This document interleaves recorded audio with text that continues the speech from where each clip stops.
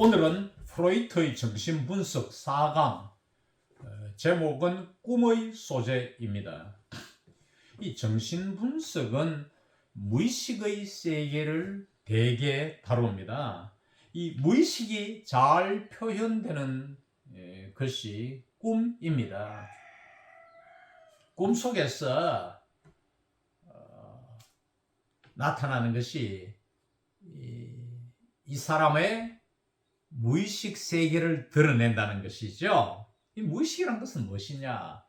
의식하지 않는 사이에, 다시 말하면 자기도 모르는 사이에 일어나는 일을 가리킵니다. 꿈은 잠들고 있는 사이에 작용하는 자극에 대하여 반응하는 마음의 방식입니다. 마음의 반응 방식이라 할 수 있죠. 이 자극에 대하여 반응하는 마음의 방식이라 했는데, 자극은 외부적인 자극, 다시 말하는 신체 외부적인 자극과 신체 내부적인 자극 두 가지로 나눌 수 있습니다. 신체 밖에서 일어나는 자극, 자, 꿈꾸는 사이에서 괴종시기가 땅땅땅 울린다 합시다. 이것이 잠자는 사람의 수면자의 꿈에 반영되어서 나타나는 것입니다.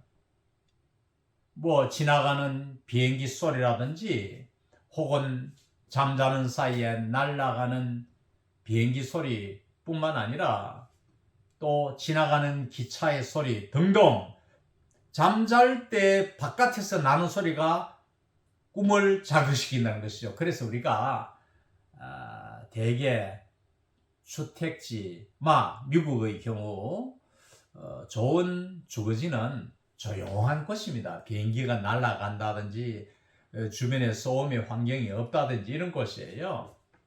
제가 미국에서 들어와서 얼마 안 되어서 조금 서울 강남 고속터미널 주변에 잠시 살은 적이 있습니다. 아마 한 1년은 채 안 됐지 싶은데 굉장히 소음이 많아요. 버스들이 많이 다니고 이러니까 이게 잠자리가 다시 말하면 좋지 못한 꿈들이 많이 나타나는 것이죠. 그래서 주거지는 좀 조용한 곳이어야 합니다. 미국의 주거지 보십시오. 고급 주거지 굉장히 비싼 데는 전부 조용합니다. 전부 주변 환경이 조용해서 잠자리가 아주 좋죠. 신체 내부적인 자극은 뭐냐 하면은 제가 예컨대 폐가 안 좋다, 혈액이 있다 이러면은 호흡기 질환이 있다 이러면은 질식하는 꿈을 꾼다든지 등 신체 장기나 어떤 내부가 어떤 신체 기관이 불편해서 다시 말하면 병이 걸려가지고 아플 때는 이것이 꿈에 반영되는 것입니다. 좋지 못한 꿈으로 이어지는 것이죠. 많은 꿈의 내용이 방광의 팽만감과 성기의 흥분 상태에 관계가 있습니다. 그래서 저는 자기 전에 꼭 소변을 봅니다. 그것은 자다가 새벽에 일어나서 소변 보기 싫어서이기도 하지만 꿈을 꾸지 않기 위해서입니다. 꿈을 꾸지 않는 잠이야말로 최상의 수면이며 가장 바람직한 수면의 상태라고 프로이트는 주장합니다. 그 다음의 꿈의 한 가지 형태라고 볼 수 있는 것이 공상이라는 것이 있습니다. 데이드리밍, 독일어로 탁트라움.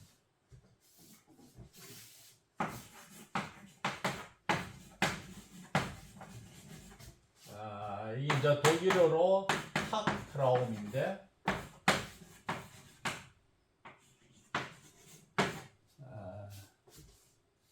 제가 이 탁트라움을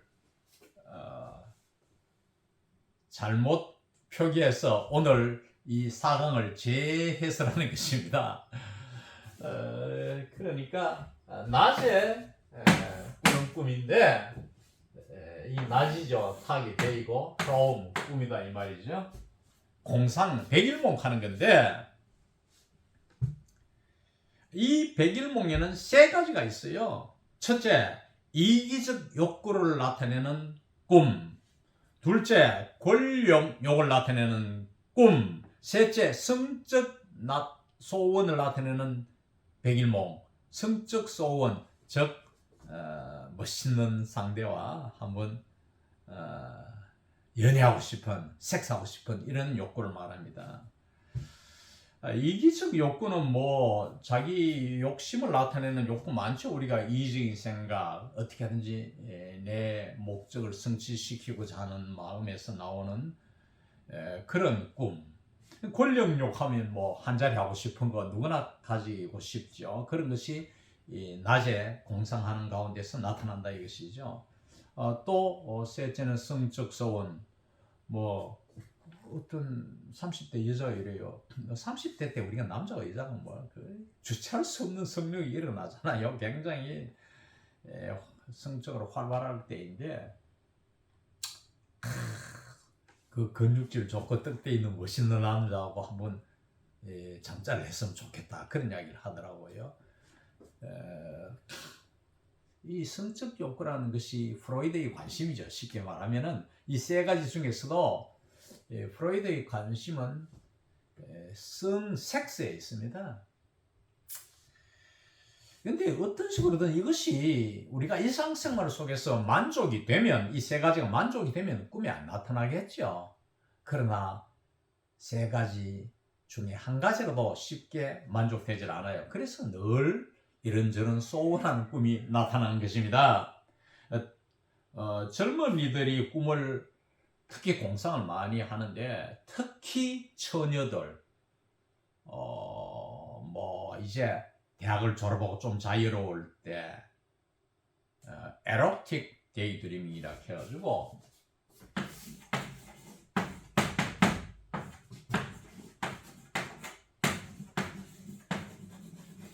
에로틱 데이드림 좀 이렇게 성적으로 진한 뭐 이런 뜻이죠. 성적으로 진한 이런 꿈. 제가 처음에 미국에 들어갔을 때 미조리에서 공부했는데 한 5월 달쯤 이래 따뜻한 낮 시간에 점심 먹고 나오면은 나른할 때죠. 점심 먹고. 그럼 뭐 미국 여대생들 1학년 뭐 이런 정도 같으면 이제 뭐 18, 19이잖아요. 만으로.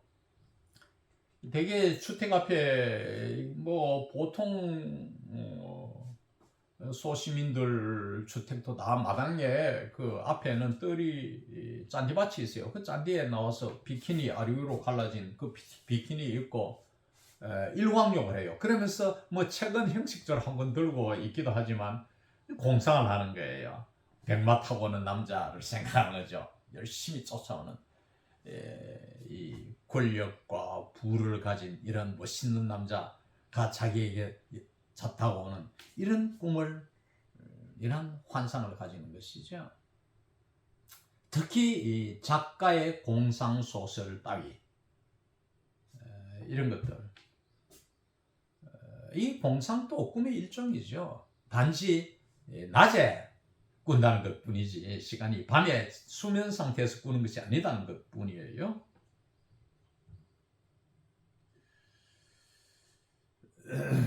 꿈이란 것은 이 정신현상인데 이 꿈은 무의식적인 것이 왜곡되어 나타난 대상물이며 이 무의식적인 생각을 찾아내는 것이 꿈을 해석하는 과제입니다.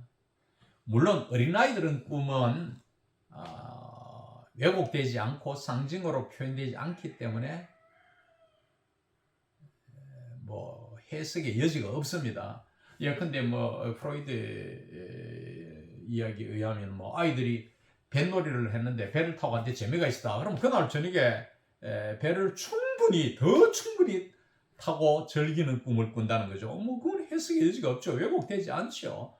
뭐 배 타고 싶은 마음이 그대로 반영된 것. 그러나 대개 일부 어린아이들도 있지만 대개 어른들의 꿈은 그렇지 않다는 것이요. 상징으로 또는 왜곡되어 뒤틀려서 나오기 때문에 전문가 해석을 요한다는 것입니다. 물론 이 프로이드가 꿈의 해석을 낼 때는, 이 대작을 낼 때는 이러한 왜곡된 것, 상징으로 표현된 것에 관심을 보인 것이죠. 꿈의 해석 과정에서 지켜야 할 세 가지를 프로이트는 주장합니다. 첫째, 꿈의 표면적인 뜻에는 집착할 필요가 없다는 것입니다. 뭐 겉으로 나타나는 것, 직접적인 것, 아까 어린아이 꿈과 같은 거, 너무 그런 직접적인 표면의 생각을 가질 필요는 없다. 항시 왜곡되어 있다, 이렇게 생각해야 된다는 것이죠. 둘째, 어떤 꿈의 요소에서든지 대리적 표상을 환기시켜야 한다는 것입니다. 그러니까 representation, 직접적으로 나타나지 않는다는 것이죠. 뜻하는 바가 있다는 표상이 있다는 것이죠. 셋째, 숨겨져 있는 무의식적인 것이 저절로 나타날 때까지 참고 기다려야 한다는 것입니다. 우리가 꿈을 너무 쉽게 해석하려고 해요. 제가 살아있을 때도 어머니가 꿈 이야기를 많이 하는데, 아버지가 출장 갔으니까 빨리 돌아오고 싶은 마음에서 이 이마를 긁으면은 아버지가 빨리 온다. 그런 꿈을 꾸면 빨리 꾼다. 곧 아버지가 출장 가서 다가온다. 출장 기간 끝나고 혹시 며칠 더 있으면서 젊은 여자하고 또 어떻게 있을까 싶고 그런 걱정해서 할 수가 있죠. 그런 꿈들. 제가 입학시험 칠 때, 옛날에는 다 우리가 중학교 입학시험이 있었어요. 그럴 때 그날 아침에는 이 김치를 찢어서 준다든지 이런 것이 있었는데, 이러한 꿈에서도 그와 같이 어떤 날카롭게 어떤 것이 이루어지면은, 어떤 행위가 있으면은 칼로 가지고 이렇게 착착 이렇게 두부 자르듯이 김치 자르듯이 이래 하는 꿈이 보이면은 그것은 시험에 낙방한다, 잘려나간다는 등 이런 이야기들이 많았죠. 꿈에 관한 이야기들이. 꿈에서 나타나는 쾌락의 추구가 많아요. 쾌락의 추구, 이것은 즉 리비도라는 것인데, 프로이트에 의하면은 리비도는 섹슈얼 임펄스예요.